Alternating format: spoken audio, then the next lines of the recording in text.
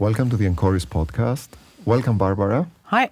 Nice to see you. Our guest today is Barbara Volkwein from Groove Symphony, and we're going to talk about electronic music, symphonic music, and how those two things work perfect together on stage.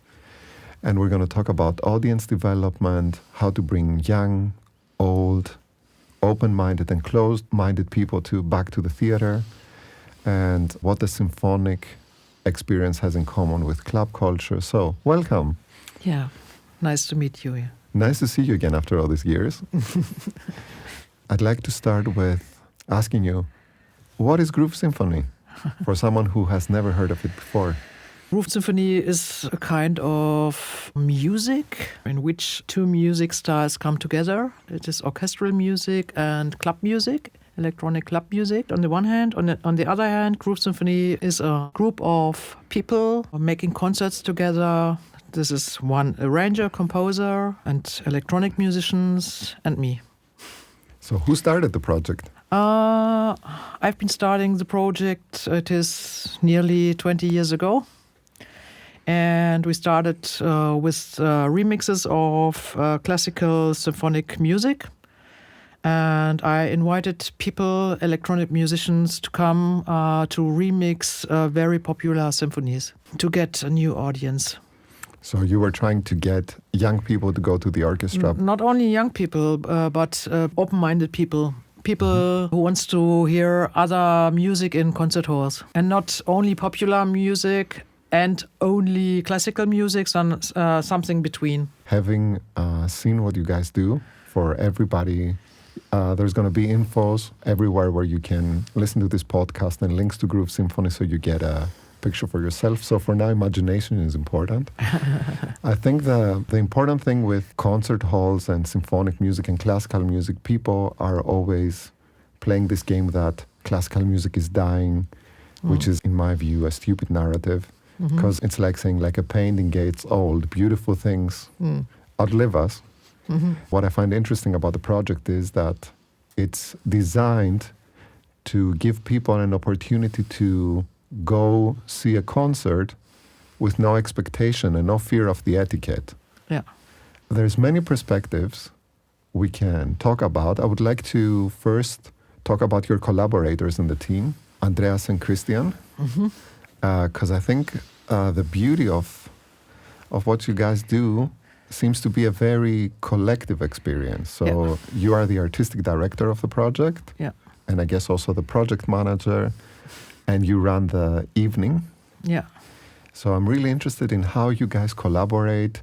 And one of the main questions I had for myself is like when you said a remixed symphony, what would someone imagine?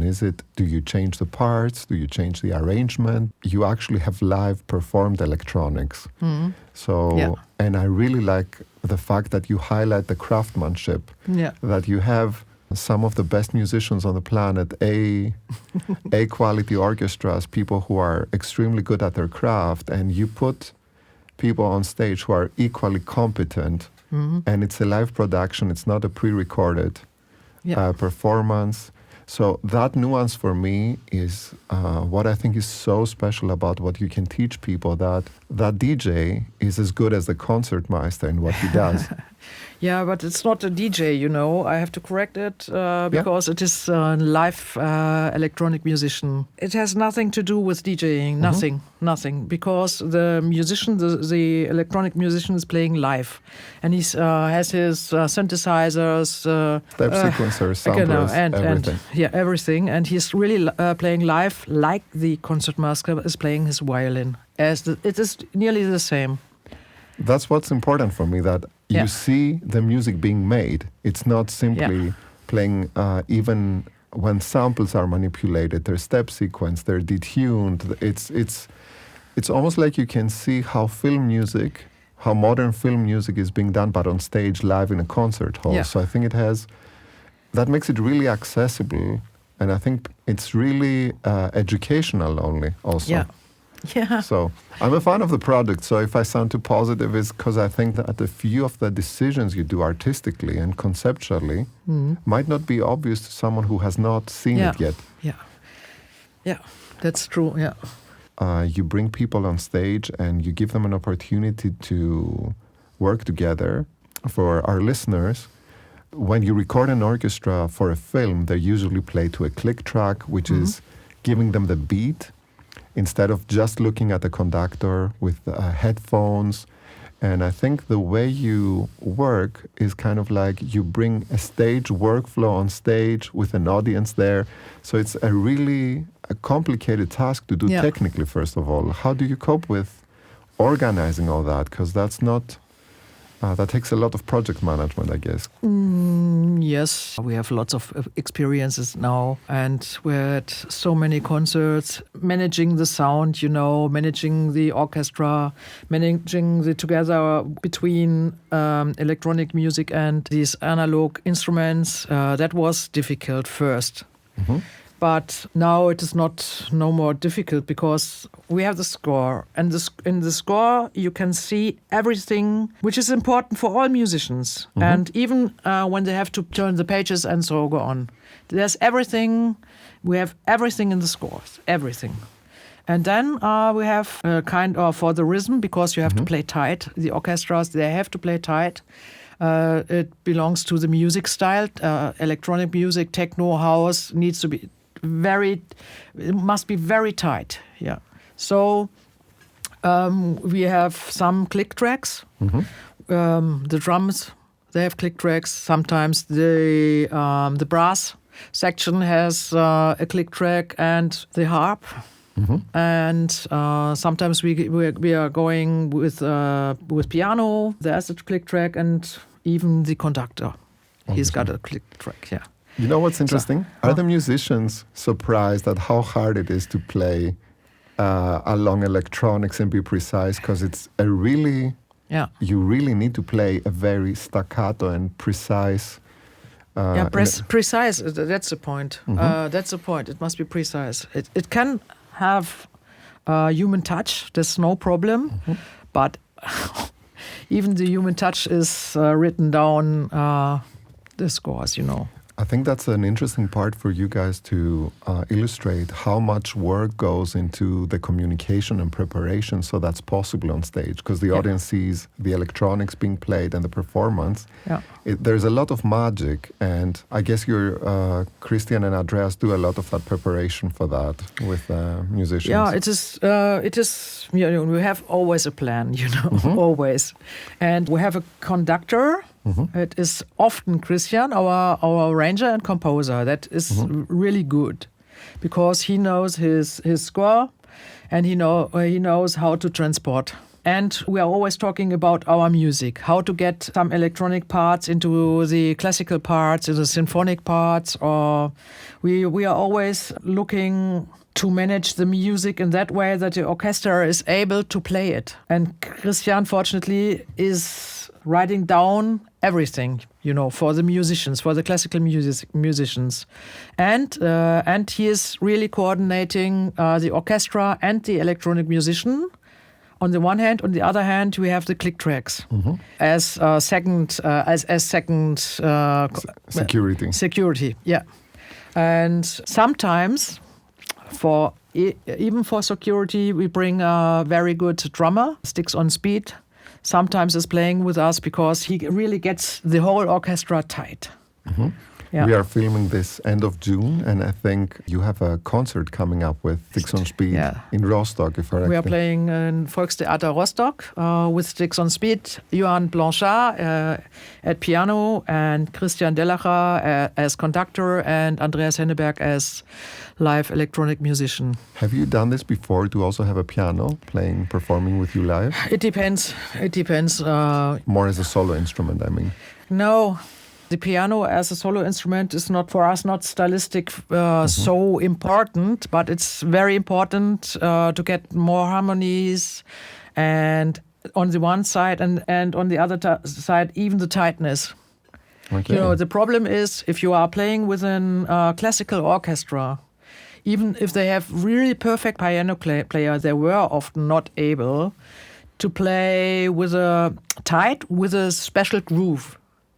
And that was a problem, always. So we decided for the Andreas Henneberg Synth Happens show to ask very good pianists to play with us, to get it together, you know. I understand. Yeah. For me, the production part of the music is clear. We already are diving into the nuances that make such a concert work. Yeah. And if you think that electronic music in the form of techno and house are basically something that started becoming popular in the mid-90s or earlier, what's your... No. I think at the end of the 90s. End of the 90s. So, yeah. That's when I was in my teens, so I'm not objective about that. So, but it's really interesting how after 30 years, the art form and electronics have become so mature. It's very holistic. We just did a club study in Munich, and one of the things that we realized is that younger people want dark techno, hard techno, and house and techno, the way you approached it, have kind of made it through the last 30 years untouched. Yeah. So it's really interesting what artistic choices you make, especially because the techno audience is also pretty segmented and specific. Yeah. And this is really interesting how you navigate that in your choice of concerts. So back to some simpler questions. How did you end up starting Groove Symphony? The truth is, I know, but it's really interesting how you got to that point. To give you some information, Barbara wrote a book back in the beginning of the 2000s about techno. And just last year, techno got recognized as a cultural UNESCO trademark, especially Berlin techno. So we are reaching the point where it's acknowledged for its unique cultural contribution in the world. But you were writing about that when people were not necessarily considering it serious music. Yeah, that's a problem, yeah. And I think it's really interesting that going from the book you wrote where you were explaining, by the way, it was really interesting to see that your book is available on CD-ROM. Now that CDs are making a comeback. So in that book, Barbara tries to explain production techniques, drum machines, and the different ways that music is being performed, and what you just said about the lack of notation for explaining the electronics and stuff like that. It's really interesting how if someone sees your path going from that book to actually going to Groove Symphony, the decisions you made in that book are actually the things that are what you're communicating on stage with Groove Symphony and bringing those things together. So that's kind of like a 25-year-old arc until you stage it. So you can find that book online. And it's really interesting because it's become a reference point in German culture for techno music. And for those of you listening out who are younger, there was a time where it was not given that electronic music is something serious, even though Germany is a pioneering country going back to Kraftwerk and here in Cologne, krautrock and other stuff. How did that journey from that book about techno, how do you feel having what's in between that book and where we are now? What did you do in those years? Yeah, I've been writing this book and I've been writing lots of articles about electronic music and the sense of electronic music, and that electronic music is music. That was the former problem, that nobody, that there were many people saying that is no music, that techno or electronic music is no music. And that was the point where I decided to write about and to talk about electronic music in a popular way, in popular music, not even as a artificial kind of music, but as a very popular kind of music, even style of music, even like hip hop, like rock and roll, and so go on. And I asked the science to give me an answer why they are declaring techno as no music. And that's the reason why I was writing this book, and I was talking about electronic music, and I wanted to show that it's very serious and that it will be in future a music for everybody. We are in the future. Yeah, and this we is are in the future now, and you see all the music is produced in a digital way, the most of the music. a lot of techniques have started with electronic music. So it is, yeah, that's the point. And that's the point. And most kids working on a laptop are testing those things now. Yeah, and that's the other point. You know, it was the first music style where it wasn't necessary to play an instrument. The point of home recording and to make your own music, to be creative for yourself, to express yourself by electronic music. That was the point where I was really, really lucky about. Because it is still until today a music you can produce for yourself, for the people, and so go on. And I take it for very serious to see that it is a possibility, techno or electronic music, to be creative and to express yourself. And it is a very serious style, you know, I think so. On the other hand, it's a professional style, it's a popular style, music style, and so go on, even as orchestral music. And I wanted to bring it together because just to show that electronic music is as serious as classical music.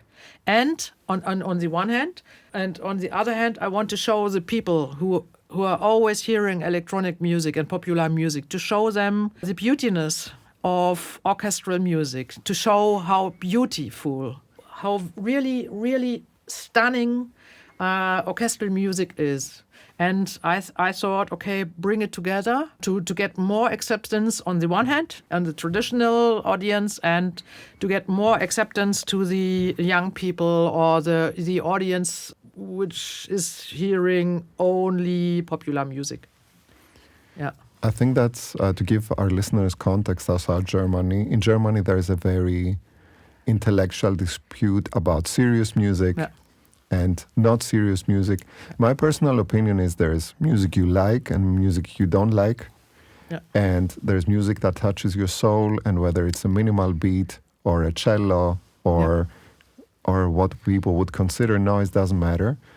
So the whole dispute is that you actually went into the trenches, you went to the concert halls, you brought people together. So it's a very different perspective for younger people who listen to electronics and orchestra music in film.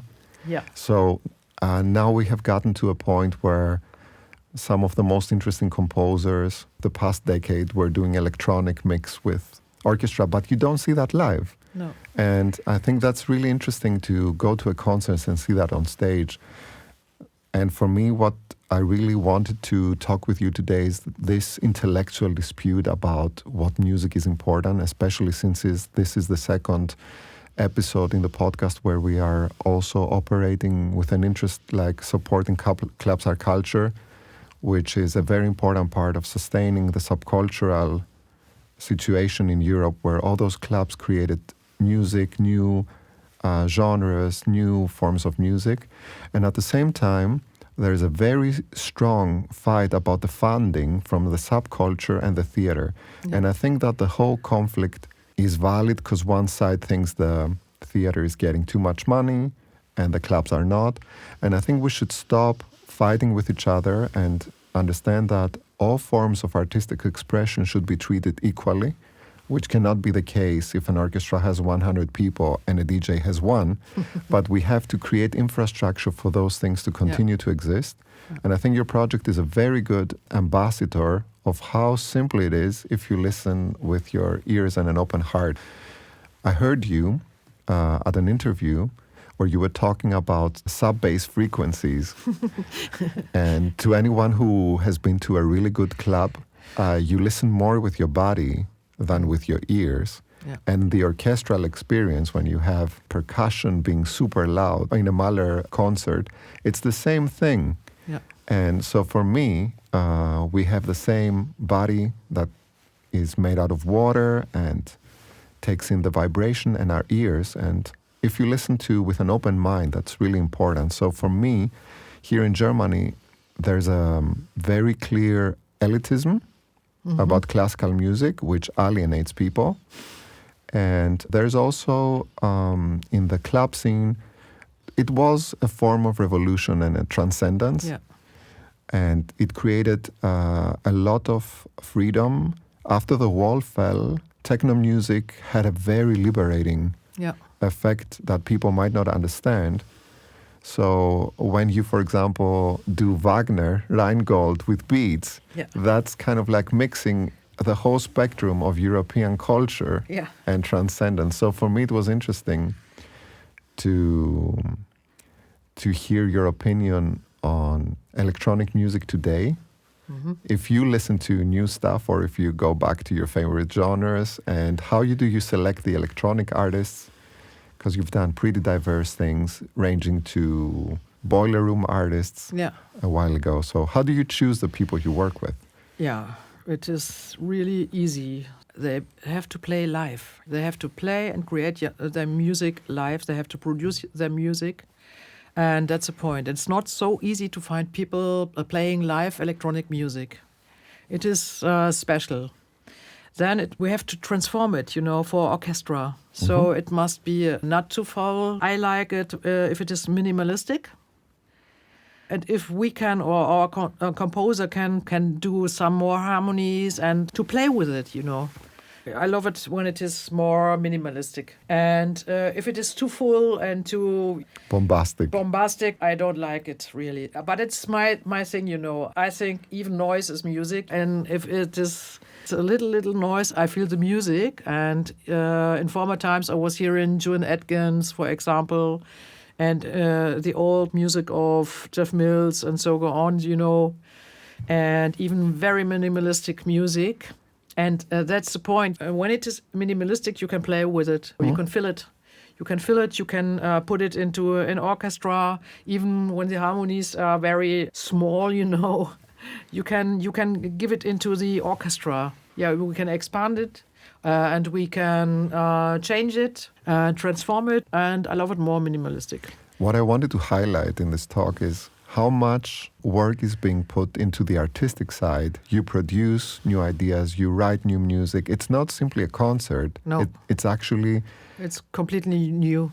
In former times, we were doing remixes of classical symphonies and spreading some smash hits from the electronic artists in the concert. But now we are playing our own program. It means we are looking for a handful or two handfuls of tracks which are compatible to the orchestra. If it is too tricky, means really very rhythmic, so we are always discussing and searching for music which is good to transform to the orchestra. And then, what was your question? I forgot your question. It doesn't matter because the idea is here. How do you choose the artist you work with? Sorry. The artists, they must be able to understand an orchestra. You have to feel the love to orchestral music. You have to have really respect of the handcrafted music. You have to feel the different sounds. And you have to accept how orchestras are having their rehearsals and everything, Understanding how the concertmeister is the person you have to respect the most in an orchestra. And for those who have no contact with behind-the-scenes rehearsal of orchestras, they operate in their own unique ways. And there's a concertmaster is, for example, the first violin. Mm-hmm. So you can think of them like a conductor of a subgroup of the orchestra, if for lack of better explanation. So the dynamics in between instrument groups, what Barbara is describing, requires a lot of sensibility to that's the point. How unique those people are. We are talking about, if they were athletes, they would be on the top 0.1% of the population. So we're talking about some of the most talented people operating at insane production pressure, because they perform more often than anybody would think. And So basically what you're saying, if I translate it, is that you need to find people who have a lot of respect, that they're working with some of the most talented people under a lot of pressure and with a lot of cultural constraints that have to do with how orchestras operate. Yeah, that's on the one hand. On the other hand, we are also looking for orchestras which are open-minded. We really need orchestras having fun playing our music. That's very important. And the most important thing is that we all love the music. That's the point. And I'm choosing some artists which are really interesting for myself. I love the music of Andreas Henneberg. For example, I love it, and I love it. Even I love the music of Der Pike or electronics is industrial electric, for example. It's very tricky for the orchestra arrangements and so on, but I love it because they are so unique, They are so unique and they have their own language in electronic music, and I love it really. And it's really good produced. Even Superflu, for example, we made it just 10 years ago a show together, or 2 shows, I think so. And it is really good produced music. That's the point. You see, when I see the audience, and they are hearing this special mix of orchestra and electronic music, the audience know when it is good produced music. And that's the point, If the electronic music is really good produced, and when the arrangements, I love the arrangements of Christian, for example, are really good. They are tricky. The orchestra has to play lots of things, and they are really, really concentrated. And it's really funny to hear a mix of big band jazz or symphonic jazz, symphonic music, film music, and so little nice traditional music points. I think you provide a lot of rabbit holes also for people who are really deep into classical music it's really references. Funny. It's really funny, when we have some phrases, Wagner, Rheingold. So it's just short. The brass is really, really, really, really playing loud, or some Schumann symphonic phrases, or some klezmer phrases, or like a little bit some like John Williams film. Or a very opulent introduction, like a ouverture, and the people are really laughing. You see that, they are laughing because they hear so many things they know, but everything is new.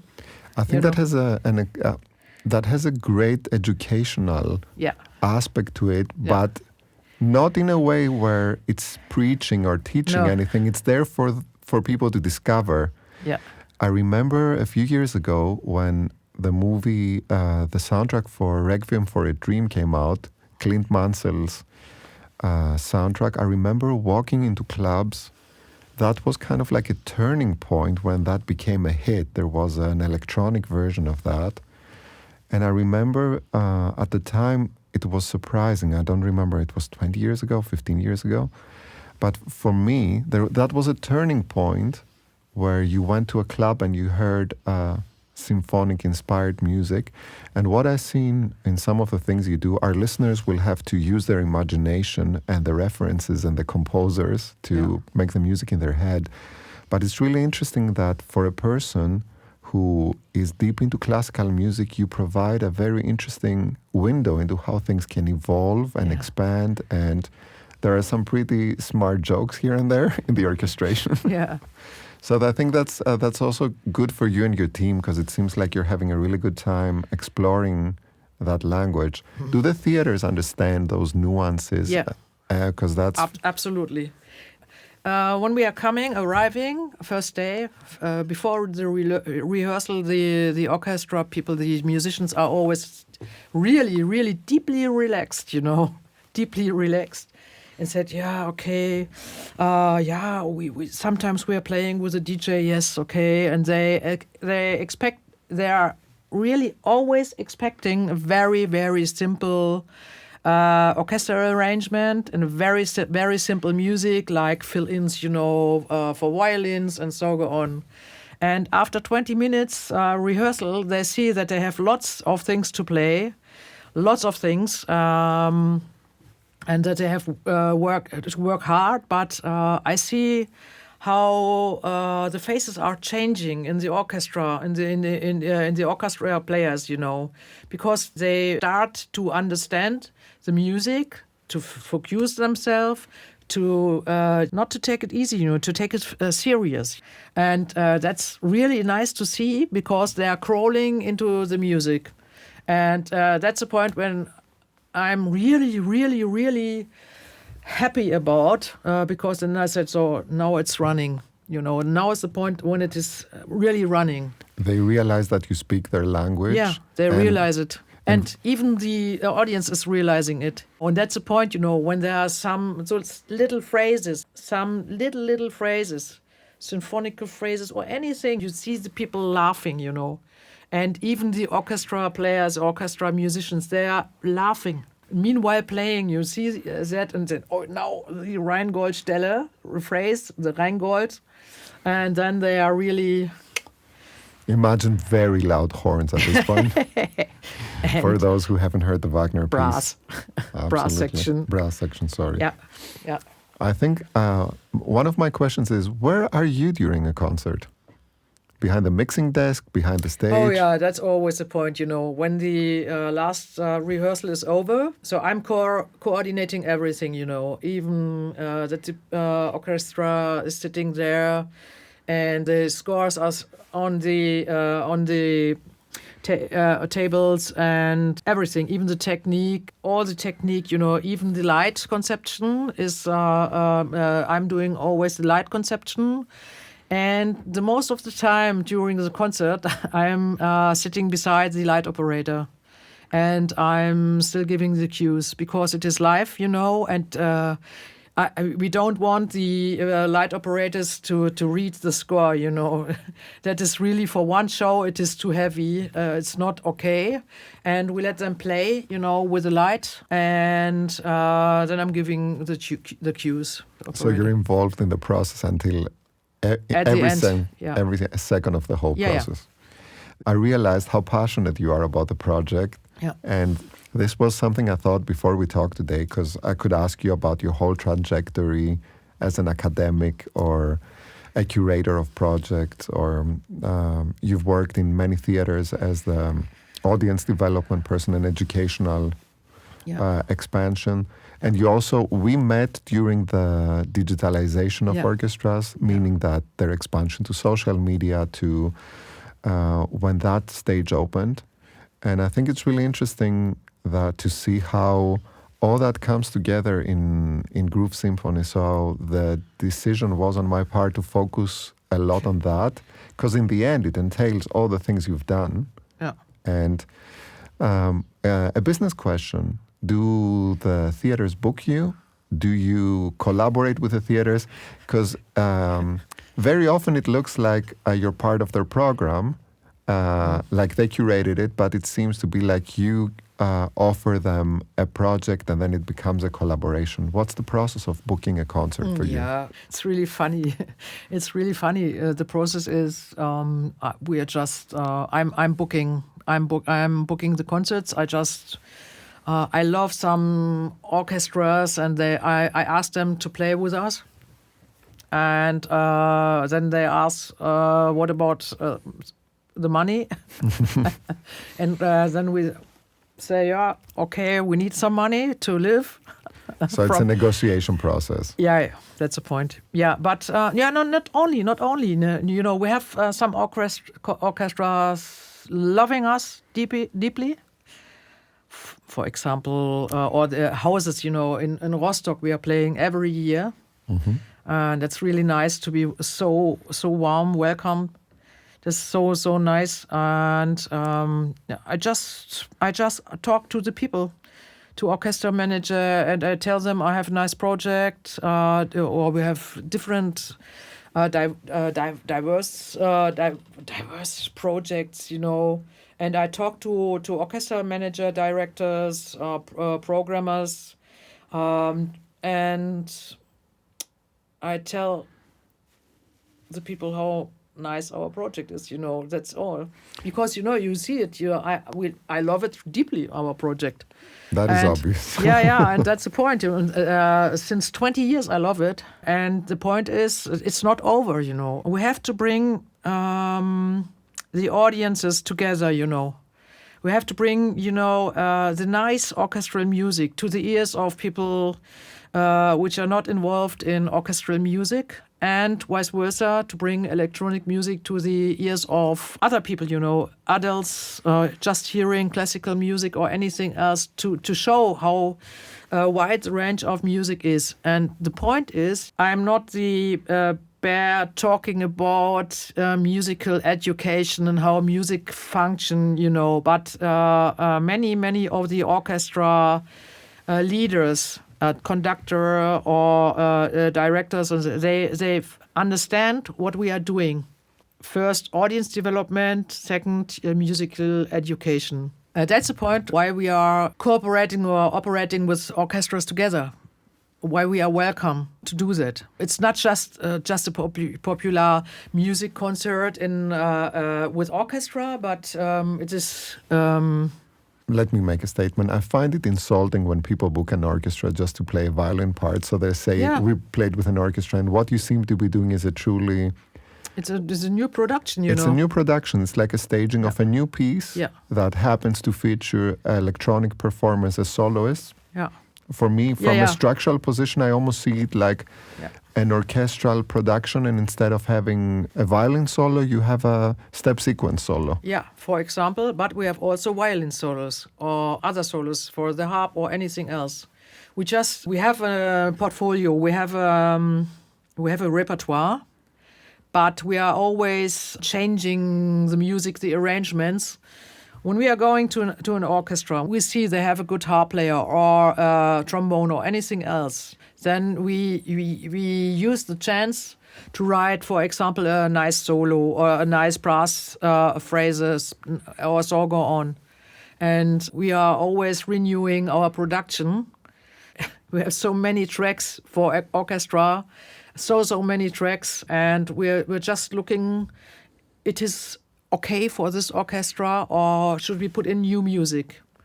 And it depends also if it is an A or B or C orchestra, if it is a big orchestra, a small orchestra. But it's not so difficult to sell our project. It is expensive, yes, because there are so many people, so many technique, but it's not so difficult to bring it to an orchestra. For me, it's more interesting to help our listeners understand how something like that gets to be performed in the theater. Whether it's what I find very interesting in what you said is that you actually adjust to the uniqueness of each orchestra, to the talents of people, and I think that's the biggest compliment you can give to the musicians, and that happens a lot also when composers take the musician's strengths and work with that, and it gives also people fulfillment. So this is really interesting, and it's really surprising that it's exactly the same thing a composer would do, that you go in with the same attitude you would approach a piece. So it's a really interesting mix of being a production, a new piece, a curation. So I find interesting how those things intervene, and that was a little bit of the challenge in my mind. How are we going to talk about those nuances of what makes a project unique? Yeah. And this is, for me, a very special effort to illustrate that music is one thing. It's accessible to everyone. And what I wanted to focus on, that I think, especially in the last 20 years, people have heard really interesting music in movies, due to the fact that streaming made it impossible for people to make money from musicians. A lot of musicians went into syncing. Syncing is when you license your music for a film or a documentary. And I think now the audience is more open-minded than ever. And I think it just needs the right approach to get people into a theater without worrying about the etiquette without having to do something that is excessive or breaks every norm, just with a holistic and relaxed attitude. Yeah, that's a point, So we still have fun and we are proud of our quality because we know that we have the nicest arrangements for our orchestra and the nicest electronic music. That's a point, yeah. And the nicest and unique way to bring it together. And you needn't know anything about this music, and you sit down to recept it, and you will understand it. That's the point, and you will have fun. You will have 2 hours of best days of your life. Just listening to new music.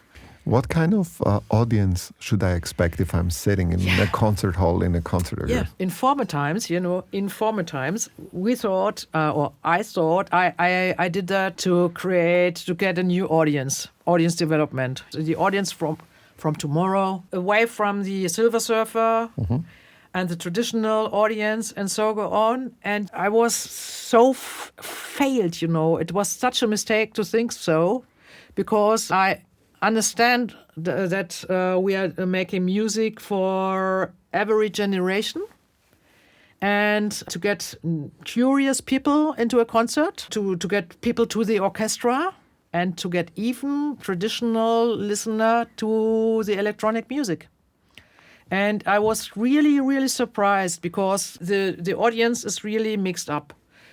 There are sometimes some grandparents with 12, 13 years old teens, but also we have really hardcore fans coming, always in the front row, and we have also white-haired people, sometimes about 75, 80 years old, dancing during the concert, and I think we bring generations together. I was really surprised about, but it's always like that. That is so interesting because in the industry, people are pushing to get younger people to the theaters, worrying that the old audience will eventually not be here.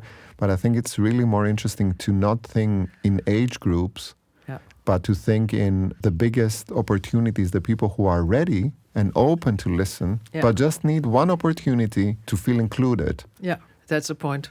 That's a point. To feel included, that's a point. I'm nearly crying about it, because that's the most important point. When I sit in the back at the beside the light operator and I see all the people dancing, then I'm really happy. And these are people from young to old. It is really the best thing I can expect. I think that's also what I'm going to say is political, but I think that's how concert halls could understand what club culture has brought, the inclusion, everybody's welcome. And etiquette and respect for the people performing is equally important. But I think we should really focus also on how club culture opened up people's hearts in the 90s and in the 2000s. Yeah, the point is even that clubs are locations of democracy, That's for me really important. It's even the point to get further with this old school project I'm doing, since 20 years. And it's really the point to say techno or electronic music, club music, is really, with its clubs, is a point of democracy, where the people are peaceful together, having a good time, having fun, and being together in peace, And that's what I see every concert I'm playing, every concert. Yeah. Who said that? Nietzsche, that I don't want your revolution if you can't dance? Yeah, that's the point, That's the point.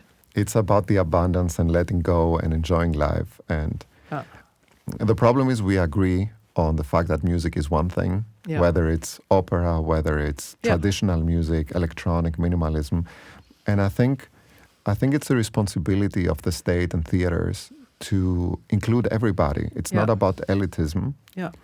And the same thing is happening in the concert industry, that, for example, people, I'll take a popular example, Green Day were talking about the fact that people go to see their shows with their grandchildren because they were listening to them 30 years ago when they were 30. Yeah. And now they're taking their grandkids, the parents of the kids. It skipped a generation. Yeah. That happens very often. Yeah.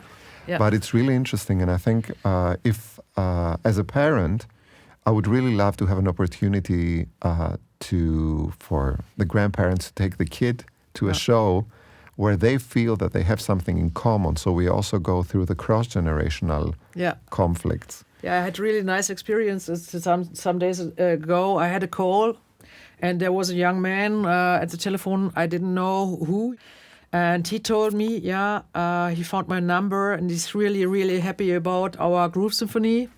And it is 20 years ago when he went with his father to, nearly 20 years or 15 years ago, to the concert with Superflu and electronic. And now he asked me if we were playing concerts, and he wants to come with his friends.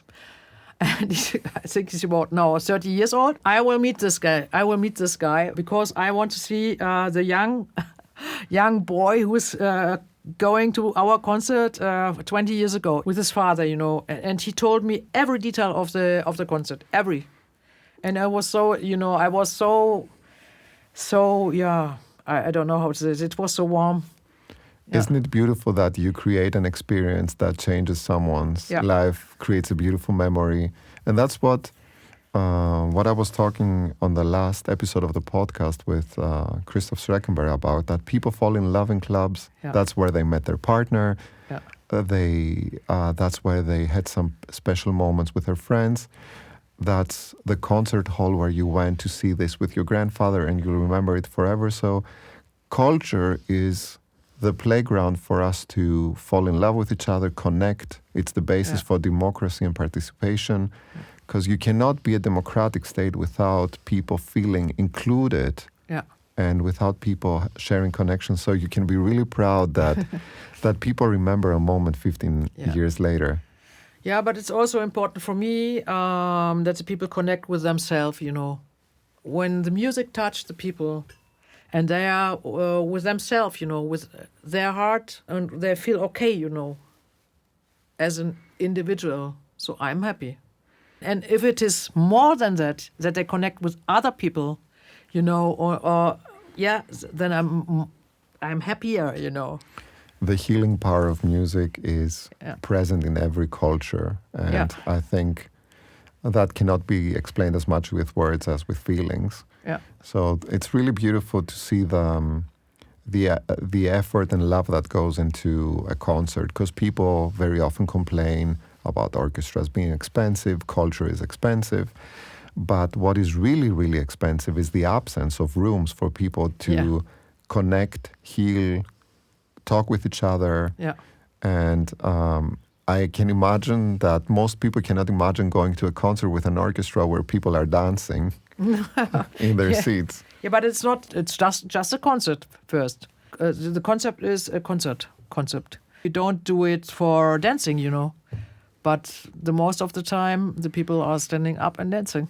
That's what was happening back in the times that Mozart was writing music. Yeah, so I know, that was the etiquette in the beginning. And this is a very interesting talk for another day, how classical music became a very elitistic form of expression post-Second World War, and how much it wasn't like that.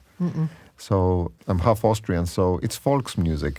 Yeah, folk music. Yeah. So it's a very interesting cultural point to talk about those things, and I think you're breaking grounds with the audience. I wanted to ask you, you're also doing poetry jams now. Yeah. Or would you like to talk about that? How did that come together? That's also an interesting form. Yes, I'm still working with Christian Dellacher, this composer and conductor, together, and I'm a dramatic advisor normally, and music educator, for example. And sometimes I've been asked to make special concerts for special themes, political themes, or it must be crossover themes, interdisciplinary themes, and so go on. That is my special thing, to make concerts which are different, Mm-hmm. And when it becomes complicated, sometimes I get a call from an orchestra, could you create a program for us? And the point was, I had a concert with Christian together, and it was nearly a political concert about 10 years NSU. Could you explain to our listeners what NSU is? NSU it is now 12 years ago when nationalistic people shooting people down, I don't know, 10 or 12 or 13 people in the whole of Germany. It was really, really, really worse. It is a big wound in the history of German society. Mm-hmm. And so I've been asked to make a special concert. That's a very tough task. Yeah, it was really tough. It was not the best concert of us, because it was so tough. And really, you have to be sensitive to multiple. Very, very sensitive, very sensitive. But I was thinking about how to get the bridge between the music and the history. And I was deciding to take a poetry slammer to moderate a little bit and to be poetic, but in a political way. Mm-hmm. And then I was thinking further. I thought, no, I don't want to have moderation. And so I decided to bring the poetry to a music of Puccini and saying it was Crisantemi. And to bring this sad music together with a political expression. And that was the beginning of the poetry slam symphony. And it was a little bit later, 1 year or 2 years later, then I was asking by a director, an orchestra director, to make a whole program. And I just gave Suleiman Mazoumi a call and just to get an advice because, I said, Suleiman, they don't have so much money. I just want to have an advice to play with regional poetry slammer. But he told me, let us have a look. What do you want to do? And I was looking for special classical music, symphonic music, and I found lots of good music and combined it with 3 completely different poetry slammer, like Suleiman Mazoumi, Tanas Kolsabak, and Dalibor Markovic. And it was really, really stunning, The first concert was so stunning. The people, they went mad. And so we decided to make a second one. And now we are planning the third one, a new concept. And it is it is a very easy concert to realize because you have classical music mixed up with poetry slam. And we bring it together, just loop some phrases, just very, very easy for us. And it's for the audience really, really nice because they hear music and poetry together. Spoken word can be very powerful combined with the emotional background of music. So that's the point. It's like underscoring, sometimes. So it's almost like you're creating a soundtrack for a poem or the other way around. Vice versa. Also, always vice versa. It means sometimes the spoken words give the melody, and sometimes the orchestra, the symphonic music give the music. And sometimes it comes together. It is, it's always really, it's always together, It's the same thing with visuals. I think that you can't make a visual that fits the music, but it has to tell another side of the story for it to complement each other. That's the point. It's a kind of, it's like drawing a picture over a theme, It's one theme, but we make a new one. Interesting. People will probably relate to this more over hip-hop and how some people freestyle over music, but that with more poetic intent and a conscious theme. Very interesting. I also saw that you're trying to do the reverse, take a small chamber version to a club. Yeah, that's the point. Yeah. And I think that's really interesting. I want to tell you that in the context. Very often, when a DJ who grew up in the subculture becomes successful, he gets invited to do a DJ set at the theater, but the small clubs don't get credit. So I think it's really interesting. That's very often a problem when people fight about the financing in the city. Yeah, that's a point, But it's really interesting now that you're taking the theater experience back to the club with a smaller chamber. A chamber orchestra is a smaller sized orchestra? Yeah, or five to 16 people.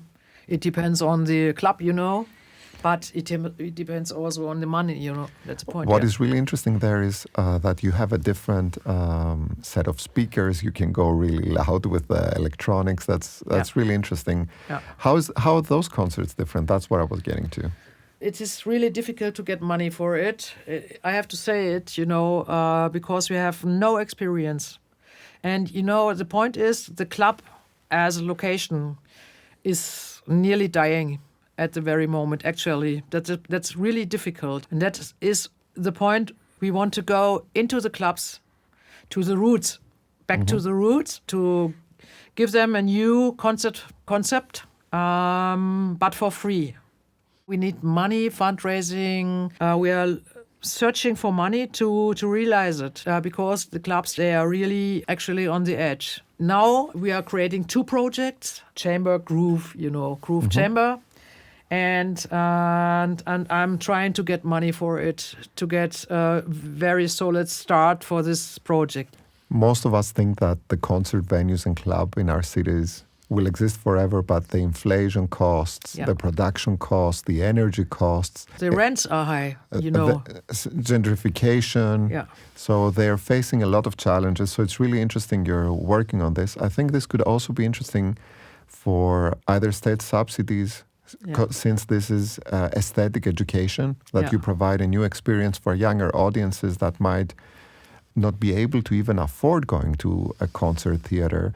Students in cities like Munich or Zurich are really struggling to study, have a second job. So for all the older people who think young people don't go out, very often they can't afford it. Yeah, that's the point. Yeah. And I think it's really interesting if we work as a society, either with corporate sponsoring or with state subsidies, without the amounts being big, just providing small stages.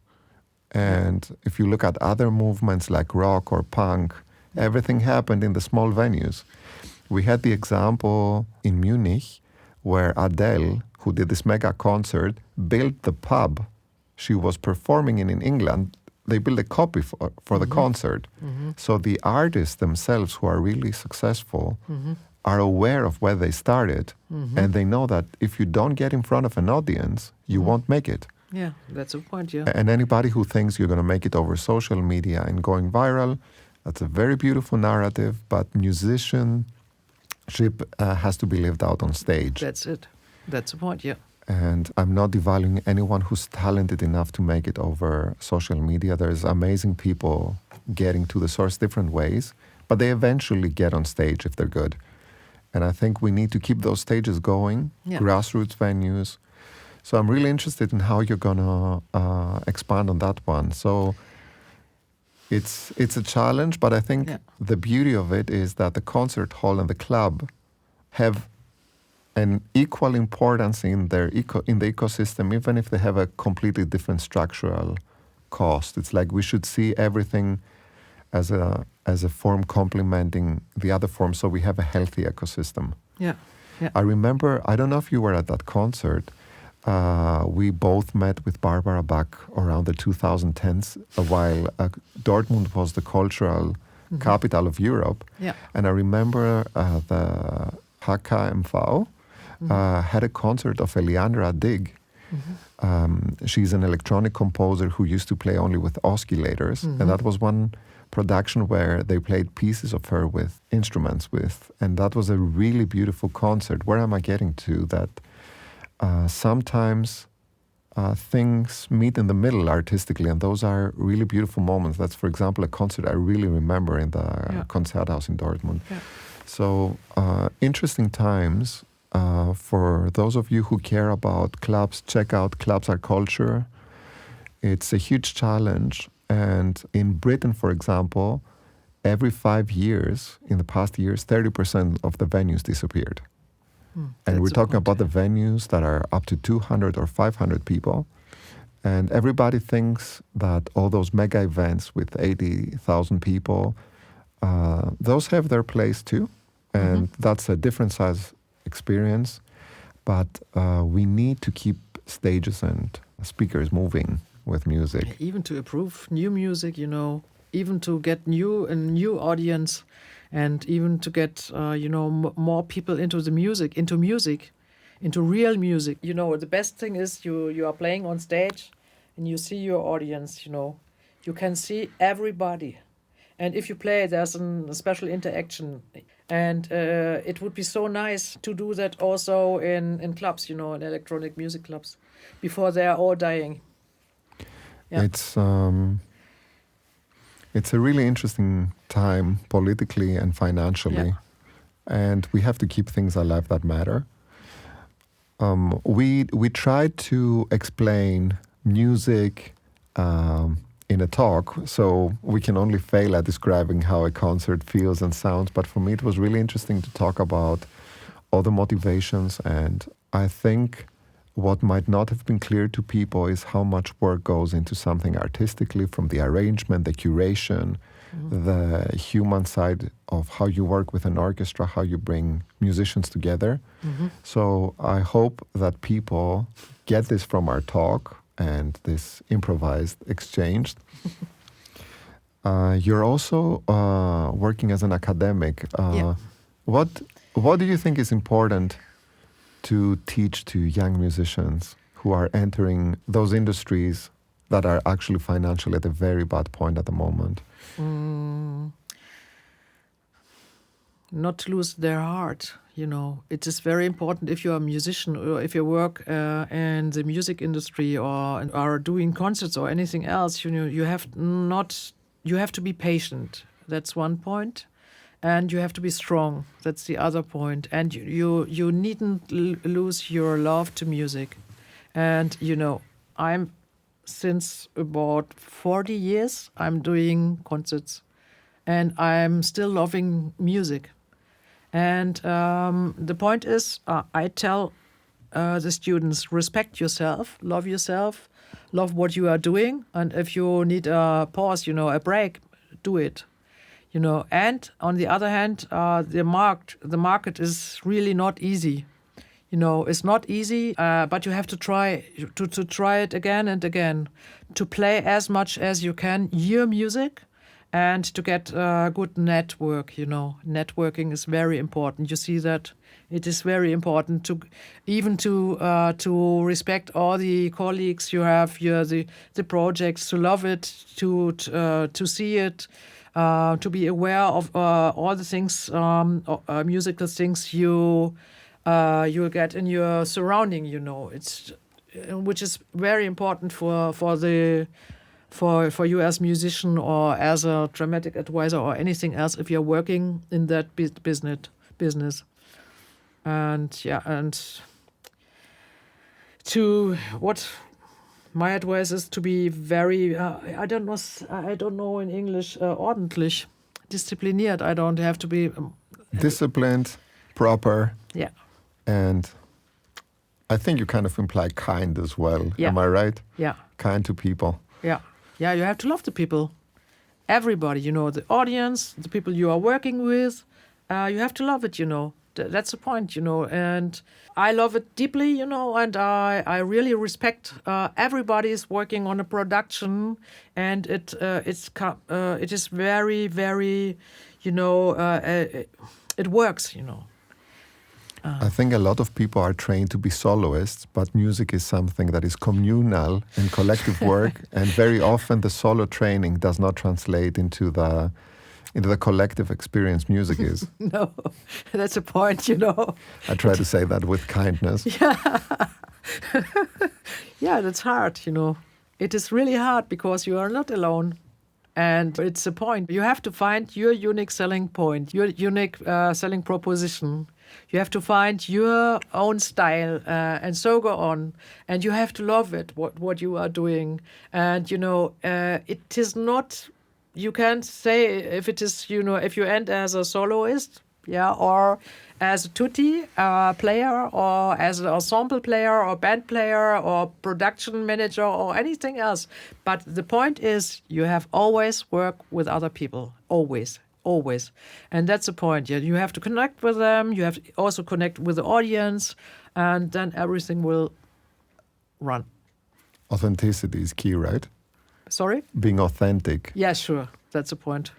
Yeah. It's very hard to give people advice entering an industry, especially one that is so competitive.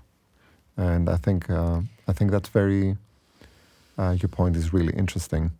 So we can wrap this session up. I highly recommend that you visit groovesymphony.de for more information and good music. I think it's groovesymphony.com, no? Well, I had the same thought twice, whether it's one or the other.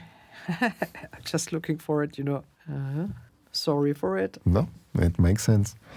And go to a concert of Groove Symphony near you, especially take a friend with who would not normally go either to a club or to a theater, and see how your experience is. Barbara, thank you so much for taking the time to talk. It's really beautiful to hear from people who are really passionate about the projects they do. And I hope for our listeners that this provided a little bit of insight in how the beautiful world of orchestra music works, especially when it's mixed with electronics. And what I keep from this is that you really appreciate the craftsmanship of the musicians, whether electronic, whether on a physical instrument, and everybody involved in the production. I'm going to thank you. And I want to thank you and Enchoris. I want to thank you and your colleague, who is outside. And thank you very much for this nice interview. Thank you. Good night. You will find information about a lot of the things we talked about on both the blog and the social media of Enchoris. Thank you.